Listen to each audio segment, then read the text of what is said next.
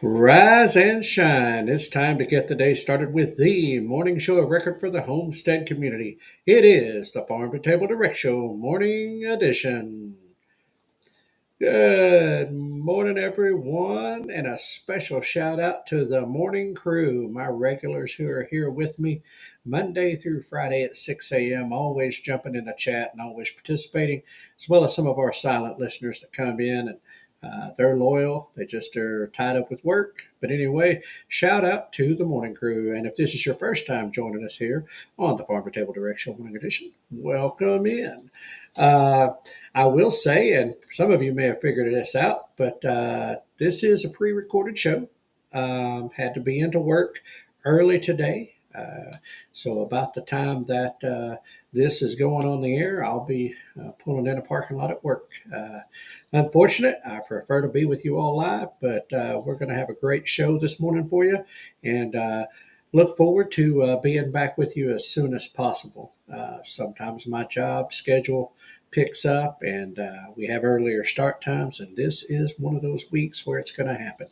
But we will bring you top quality content regardless. But I will be missing you guys and look forward to checking in on the comments and checking in on the watches and likes and everything. So, anyway, let's move right on to the weather as we always do.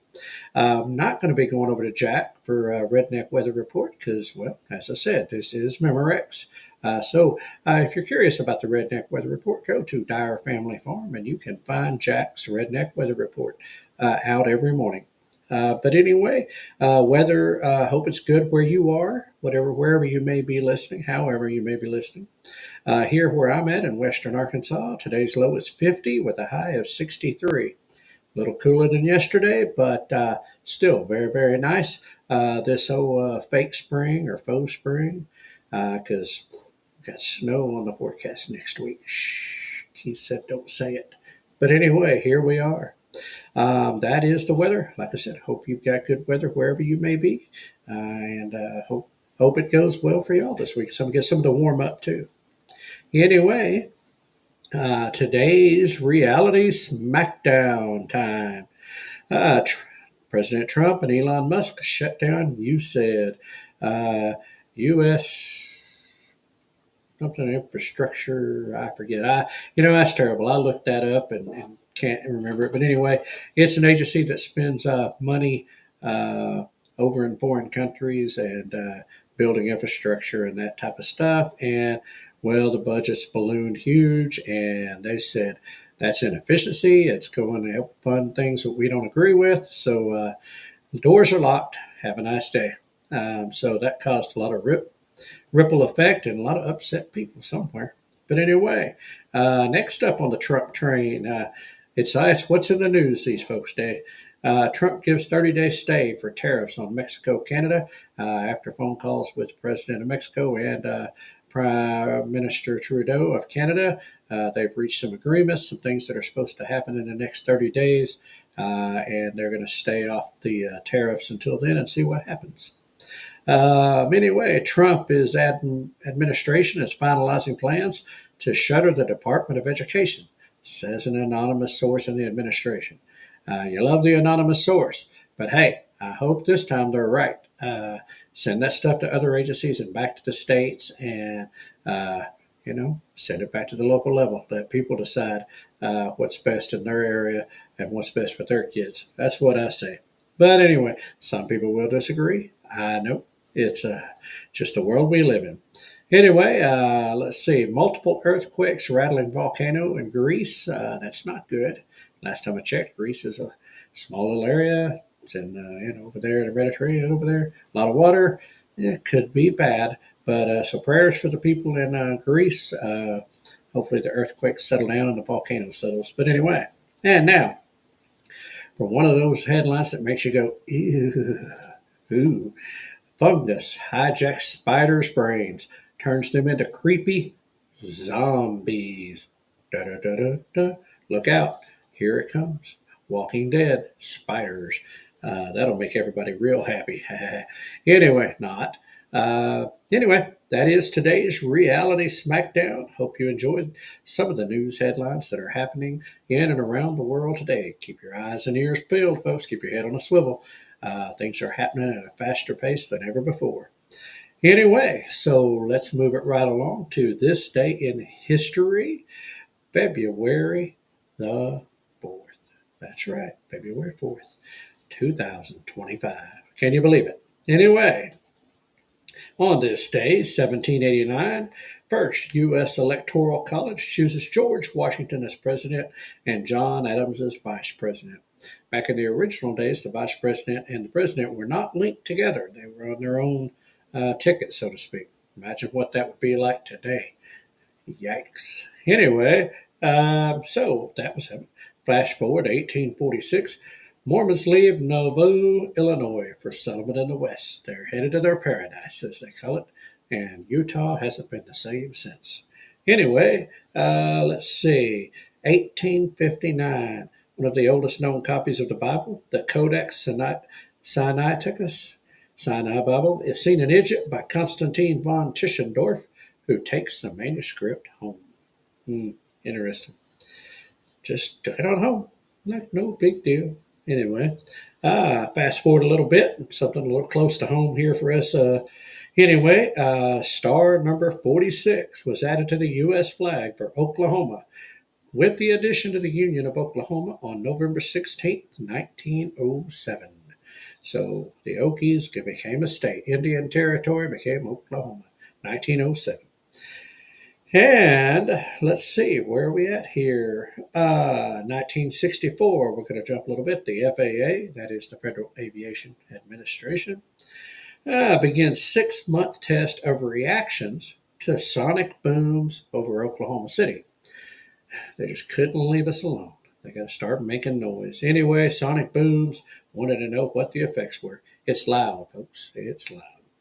Anyway, 1973, one of my favorite comic strips, Hagar the Horrible, by Dick Brown debuts. Gotta love old Hagar. Anyway, 1991, we're jumping forward, and there was some stuff in between those years, but we're fast forward. In 1991, Alex Trebek becomes first person to host 3 American game shows at the same time: Jeopardy, Classic Concentration, and To Tell the Truth. And, Jeopardy was his final calling card, and a great show. Anyway, 1991 again, sad day. Baseball's Hall of Fame Board of Directors votes 12-0 to bar Pete Rose due to his betting on games while a player and a manager. I'm sorry, I think it's a travesty. I think it's a bunch of bunk, and this guy was the Hits leader. He was Mr. Baseball. He was one of the greatest to ever play the game, and should be in the Hall of Fame. But I will digress because as he's passed on away, really kind of pointless now. But I've said they need a Bad Boys of Sports Hall of Fame. He could be in there. But anyway, we all know he should be, or at least those of us who are baseball fans. Anyway, so that's that. Note, by the way, on that situation, he never bet against his teams. He always bet for his teams to win. He always, anyway. Fast forward way on forward to 2004. Mark Zuckerberg launches Facebook from his Harvard dormitory room. And the rest is history, as they say. And 2020, radio personality and one of the icons of the radio industry, and somebody that Keith and I really enjoyed learning from and miss dearly every day. Radio personality Rush Limbaugh is presented the Presidential Medal of Freedom by Donald Trump during the State of the Union address. I remember that. 2023 Chinese surveillance balloon. Y'all all remember this, right? Yeah, 2023. So a Chinese surveillance balloon shot down by U.S. fighter jets off the U.S. eastern seaboard after drifting across the U.S. for days and igniting a political storm. You think? Wonder why that would have been. Well, anyway, that is this day in history. I hope y'all found some of that interesting, if not downright funny or scary. Your call. But anyway, that is this day in history. We are going to move on to our topic of the day, and you're going to have to forgive me. sometimes when things get popped short notice, we have to do things a little different. And I normally dissect when I get articles or I come across something that I find noteworthy or worthy of a show. I take time to dissect them down and kind of pull the hot highlights out of it, and then that way I don't bore you to tears with reading a long article. What I'm going to have to do is peruse through, read. I will move through it at a somewhat clip of a pace and comment as I come across those things that struck my attention when I read it the first time. But what we are talking about is ultra processed food addiction. Hadn't heard of this. Not surprised by it, but had not heard of it. And, I wonder if we've thought about that. Are we addicted to processed food? And I think as a society, maybe because of different things. But apparently, it would appear that there are those out there who suffer from ultra processed food addiction, much like any other drug or alcohol that somebody can become addicted to. And so we're going to read through some stories, we're going to read through some opinion, and kind of pick this apart. And it kind of goes along with some of what Keith and I have been working on, what I've been talking about here on the morning show, and where Keith and I are on our self-reliance, food self-reliance and self-sustainability scale. And where we're at to the left and right of that. Tonight we will be doing a live at 7 p.m. on the Farm2Table Direct Show channel here, where we continue to discuss that scale, some of our plans for what we're going to do over the next 6 months to achieve our goals of being further along to the right of that scale. We're going to take y'all along with us, and feel free to join us tonight at 7 p.m. Central Standard Time back here on the Farm2Table Direct Show channel. Anyway, so ultra food processed addiction. I'm going to share the screen so you'll see me scrolling through it, and we're going to kind of work on through this, and let's get on to this. See if we can make it through in a timely manner and not put you to sleep so early in the morning. So grab your coffee or your kombucha or whatever it is you like to drink in the morning, and let's get into this. All right. All right. Here we go. Ultra processed food addiction, a little known and growing problem. This is from Epoch Health, part of the Epoch Times. Oh, excuse me. Learn about the complexities of food addiction, its relationship with ultra processed foods, and emerging treatment approaches. We'll see how far we get. Gotta love the guy with all the hot dogs and the donuts and the fries and the chips, the chicken strips and the cookies and the pizza and the Coke. And anyway, nice donut. Anyway, sorry, I shouldn't make fun of it. This article was February 1st, updated February 2nd, so it came out over the weekend. It's by Amy Denny, contributing with the writers to Epoch Health and Epoch's Time. Starts off with a story about a person named Sunshine Gentile. She had migraines, started out feeling like the flu. 36 when they began, aching head and muscles and fatigue. The pain was worse if she moved around, and eventually migraines grew so bad she'd be in bed for a week, and doctors couldn't tell her why it was happening. Surprise, surprise, unfortunately. What she did know and what frightened her was that the painkillers the doctors prescribed her didn't work for long or came with unbearable side effects. Does that sound familiar to some of y'all? The medicines don't work, and then they come with bad things happening. And this is something that stood out right here to me. She said it was scary because being that young and seeing that she was burning through all those medications at that rate made her realize there's not enough on the market to get her through the rest of her life. Now, what does that tell you to think about? That you're taking so much stuff that you realize they can't keep up. That would be a scary place to be. So anyway, her family encouraged her to eliminate possible triggers like cleaners, perfumes, and detergents. None of that worked. She started giving up various foods. Nothing much changed when she gave up gluten. But cutting back on processed carbohydrates like sugars, breads, and pasta would deliver profound relief. Now, Bro's maybe listening to this a little bit later because I know he's not going to be up for when this is airing. But that's something that, he's been on as far as carbs, sugars, breads, pastas, things like that, especially if you got type 2 diabetes, those types of things. They can be very harmful. So, to go on, specialists told her that food wasn't causing her issues, but, and this is where we need to pay attention, her experience told her otherwise. She said her neurology team was amazing, but they just didn't know. They hadn't experienced this with anybody before. Unfortunately, learning what caused her migraines wasn't the end of her battle. And this is where it gets into food addiction. For Gentile and many other with food addiction, resisting comfort foods, even when they bring pain and disease, can feel like a hopeless battle. She would find herself giving up one food, feeling better, and discovering a substitute food that also made her miserable. Kind of a interesting concept there, but anyway, it kind of crazy how that works. But anyway, let's see. And I guess I can kind of understand that. I know, talking about, alcohol, that type of thing, it feels better for a little while, but it feels you miserable later. Kind of one of those things when you abuse it. Even with the cycle of her pain, she struggled to give up the foods.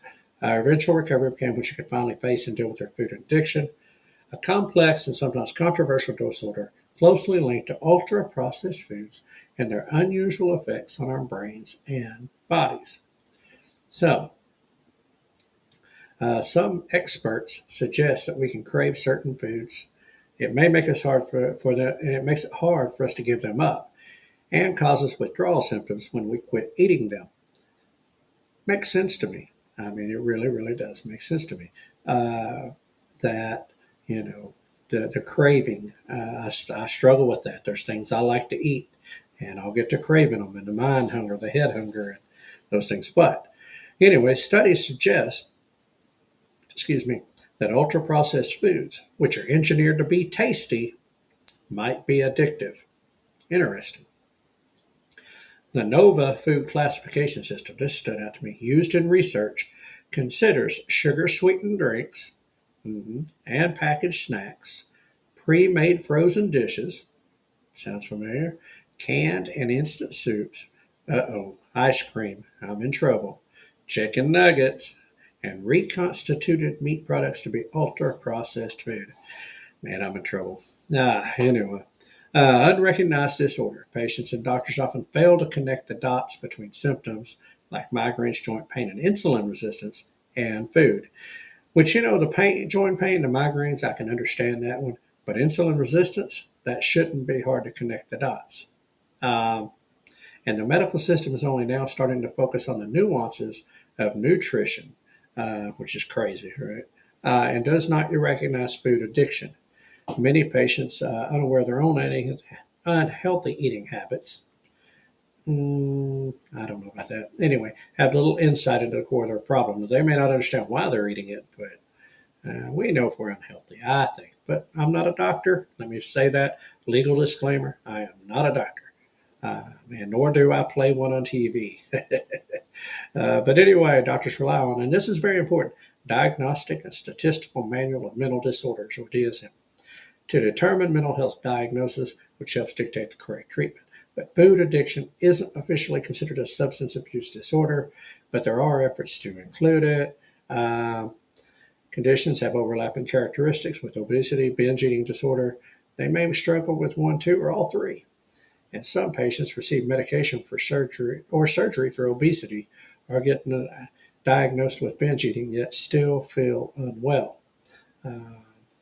So anyway, food, addiction closely intertwined, industrial ultra-processed foods, bread, cereals, packaged snacks, sugary drinks, fast food, frozen meals, often made with a combination of sugar, salt, and fat that triggers what's called the bliss point.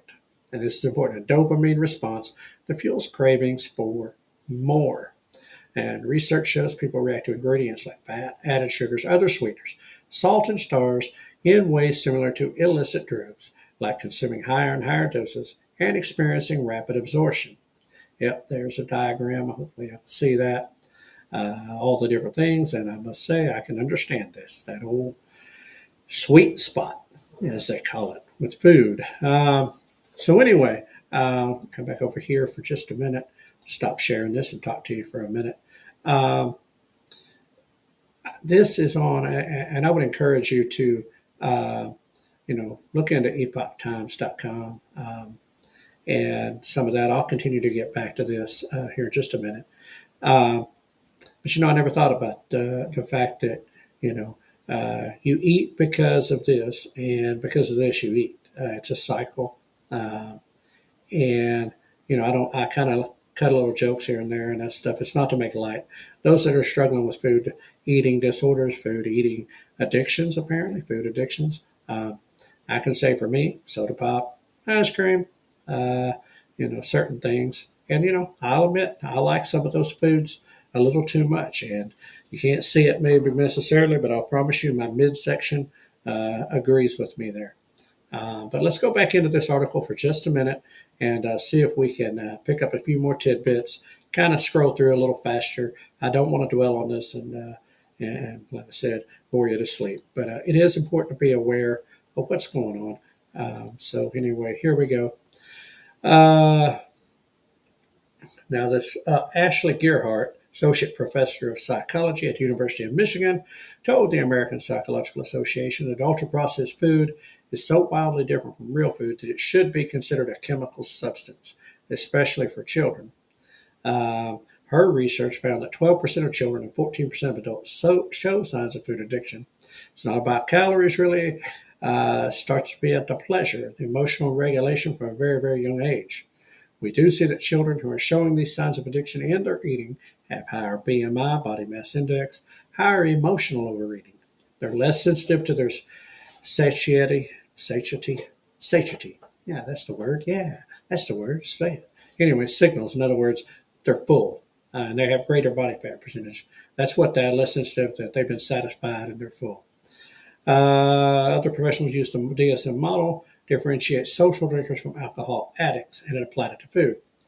She has her 25-question Yale Food Addiction Scale, which determines if someone is struggling with the following.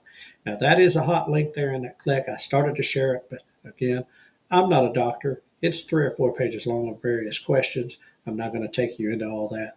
Just research Yale Food Addiction Scale if you're curious about what it is. But again, I'm not a doctor. But it says if someone is struggling with taking more of a substance than intended or more food, the particular food, wanting or unsuccessfully attempting to quit eating this food or spending excessive time and effort to quit, neglecting obligations or social functions, continuing use even when feeling unwell. So it makes you bad, but you're still doing it anyway. Need more of substance for desired effects. Just not quite enough. Need more cookies. Experience withdrawal symptoms such as anxiety, agitation, or other physical struggles. Yeah, I've seen some people like that way with their food. And of course, facing clinically significant impairment or distress. So there's many people who still don't believe food addiction is real or that food is to blame for problems like overeating and obesity. And there's a Food Addiction Institute. Anyway, study after ongoing debate. Let's see. Addiction Reset Community, privately owned online support group. Food cravings were driving our physical problems. The rational part of the brain would be able to be willing to hurt myself, and otherwise, she's a certified addiction recovery advocate. Anyway, so some of these people, there's some more stories. And there's some overlapping conditions. 2024 Study Journal of Behavioral Addictions, distinction between obesity, binge eating, and food addiction. About half of those who experience binge eating, typically more severe, also had food addiction. Binge eating is consuming significant amounts of food beyond what would be considered normal in a given situation or time frame, accompanied by distress and loss of control. People with those disorders have periods of fasting to make up for binging. And it's a vicious cycle, folks. It's, I can see this being hidden. Food abstinence is one thing they talk about, that can be treated. There's a writer, the Sane Food Solution. Abstinence means you're not using the drug food you've been using. It means focus on using something else besides food to manage your feelings. That'd be important. And abstinence requires a whole lot of work. It requires spirituality, meditation, exercise, action, and making changes in your life. I would agree with that. The backbone of food addiction eating plans is abstaining from eating sugar and flour, as well as foods causing individual sensitivities. So, unmanaged stress can be a risk factor. man, I told you there's a lot here. And of course, type 2 diabetes, cardiometabolic health problems, high cholesterol, high blood pressure, heart disease. All these things are things. And look at processed food addiction. Anyway, that's a textbook. Anyway, without recognizing the addiction component of related conditions like obesity and eating disorders, revolving door, approximately 7% of adults have optimal cardiometabolic health, according to 2022 investigation, Journal of American College of Cardiology. That ain't real good. That means the other 93% ain't doing so good. Um, anyway, there's key strategies to overcome: lifestyle food plan, whole food preparation, which we're about, improve sleeping skills, food mindset shift, and request for ultra processed food removal at home and establish boundaries. Uh, Ultra processed foods are harmful, quite dangerous in terms of damage they do. I would agree with that. So anyway, I'm going to quit there. That's kind of that. Let's go on back over here with y'all guys. Yep, we're right on time. Uh, I know that might have been fast and in a hurry, but man, there was a lot on that article. And uh, now listen, not everybody listening has food addiction, myself included. Could be, and it may or may not be severe. When you start having those kind of health problems, again, I would advise you to find somebody you trust, a doctor you trust, a nutritionist you trust, that's open-minded and willing to consider alternate treatments to things, uh, and possibly even, look out that scale of food addiction, that Yale 25 question. Uh, just something to think about, something to add in there. And whether we're addicted to it or not, or whether you believe that or not, food addiction, the fact is that ultra processed foods uh, proven over and over and over to be bad for us. Uh, Although we still eat it, because I'm right there, I'm guilty. But we are working on plans to try to get away from that. And that's what some of what Keith and I will be talking about tonight at 7 o'clock is all about. How we can slide a little further on that scale, get to better quality foods, less brown bag, less on the go, less box store, off the shelf stuff. And we will get into more of that tonight. So join us at 7 o'clock Central Standard Time on the Farm to Table Direct Show right here. Anyway, so feel free to leave your comments and your thoughts about it. Maybe you've struggled with it. Maybe you know somebody who struggles with it. Feel free to leave comments in the chat or on the page itself on our YouTube, Facebook, X, and Rumble pages. Anyway, we're going to move right along. That was kind of what I was talking about today. Now, we must give the tip of the day. Today is a homesteading tip of the day, a little more simple yet profound statement that I found, and I just want to pass that on to you for the tip of the day. First, start small. I've heard that numerous times. Start small. Start where you are. In other words, don't wait till you have everything together. Start where you're at. You might not have acreage yet. You just might have a backyard. Start where you are and start with what you have. So start small, start where you are, start with what you have. That is the tip of the day for the homesteaders and wannabe homesteaders. So let's buzz right on into that. And upcoming events. I'm going to go through a lot of these because, man, the schedule has gotten full. A lot of things going on around the homesteading community. So, February 15th, Southwest Arkansas Homesteading Conference, Nashville, Arkansas. That ought to be a good one. That's put on by the U of A Ag Extensions in Pike County and a neighboring county over there. So you can look it up, Google machine or whatever you use for search. Southwest Arkansas Homesteading Conference. February 21st, 22nd, Homesteaders of Iowa Expo 2025, Bridgeview Center, Ottawa, Iowa. And our friend Monty Shrunk, the Suburban Sodbuster, will be there in attendance for that. I think he's presenting. I know he'll have his booth. Good guy. Go check Monty out on the Suburban Sodbuster. Boston Mountain Homesteading Workshop, March 1st, 8:15 to 4 p.m. in Chester, Arkansas. That's my backyard, so we'll see if we make that.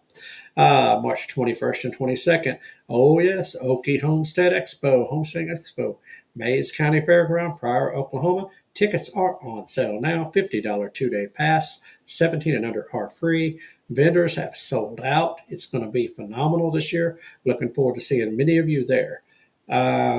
March 29th, the very following weekend, Arkansas Homesteading Conference, Cleveland County Fairgrounds, Rising, Arkansas. $20 for adults, 17 and under free. That is a single day conference. It has been growing and hopefully continues to grow. Next up, the Shindig Ozark Living Expo, April 25th and 26th. Newton County Fair and Rodeo, Jasper, Arkansas. Then after that, the Homestead Festival at Hardison Mills near Columbia, Tennessee, June 6th and 7th. $75 general admission. Kids 6 to 17 are $25. 5 and under are free, but I think require a ticket on that. But anyway, that's a big one. Huge, a lot of vendors, a lot of speakers, music, etc. And then, of course, we'll take a little break for the hot part of the year and move on over to Ozark Homestead Expo, Marshfield, Missouri, September 5th and 6th. General admission, $50. Kids 13 to 17, $15. And kids 12 and under free, but must have a ticket. And then at the end of that month, our little program that we help work with and sit on the board for, we're not in charge of it. We're just helping out, just team players, sponsors. Oklahoma Homestead Rendezvous, McAllister, Oklahoma, September 26th and 27th. That is $15. You can check them out at Oklahoma Homestead Rendezvous on Facebook or oklahomahomesteadrendezvous.org. Anyway, and finally, Homesteaders of America Conference, October 10th and 11th. Front Royal, Virginia. Tickets are still currently on sale, $50 for a 2-day pass, but these things are selling out quick. That has got a lineup. It's huge. For some of our East Coast listeners, that might be something you want to jump on now, if it's a little closer to you than some of the other places. But anyway, that is the upcoming events. And again, tonight I'll add in Farm2Table Direct Show, 7 p.m. Central Standard Time, Facebook, YouTube, and I think we're on X as well. But I know Facebook and YouTube. I think that's where we're at tonight. Anyway, tune in, join us as we talk more about the food, self-reliance scale and sustainability scale, that type of thing. And as we continue to bring in some of all this stuff we've been talking about. But anyway, that is a wrap for today on the Farm2Table Direct Show, morning edition. Thanks for joining in as we explore the headlines and stories impacting our world now and in the future. If you enjoyed today's show, don't forget to hit that like button, share it with your friends, and subscribe to our channels on Facebook, YouTube, X, and Rumble. Anyway, it is the best way to stay connected and help grow our conversation about food, farming, and community. Until next time, keep your roots deep and your vision growing. Good food starts with great people. And remember, we are #stronger together. Be a blessing to someone today, and we will see you all on the other side. And I want to send this over to Hank to take us on out of here. Everybody, y'all have a blessed day. No humans were harmed in the production of this podcast.